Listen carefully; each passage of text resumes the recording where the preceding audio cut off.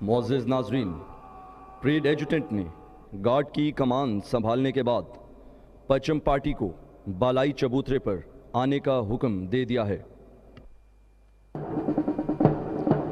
मुअज़्ज़िज़ ख़वातीनो हज़रात, आप कौमी परचम, कायद आज़म बैनर और एकेडमी निशान को मज़ार कायद के बालाई चबूतरे की जानिब बढ़ते हुए देख सकते हैं।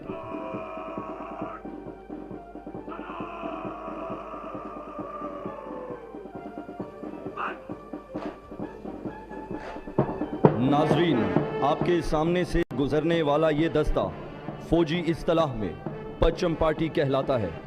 ये चाको चौबंद और मुस्तैद नौजवान पाकिस्तान मिलिट्री एकेडमी की मुकद्दस तरीन रिवायात के अलंबरदार हैं।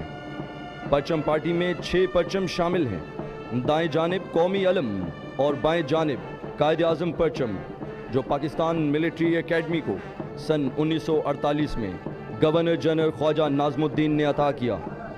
इसके अलावा हर बटालियन का अपना एक परचम है, जिसको बटालियन कलर कहा जाता है।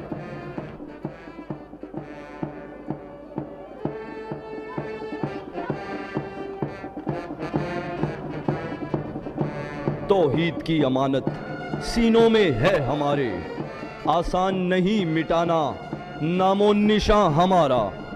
तैगों के साए में हम पल कर जमा हुए हैं, खंजर हिलाल का है कौमी निशां हमारा।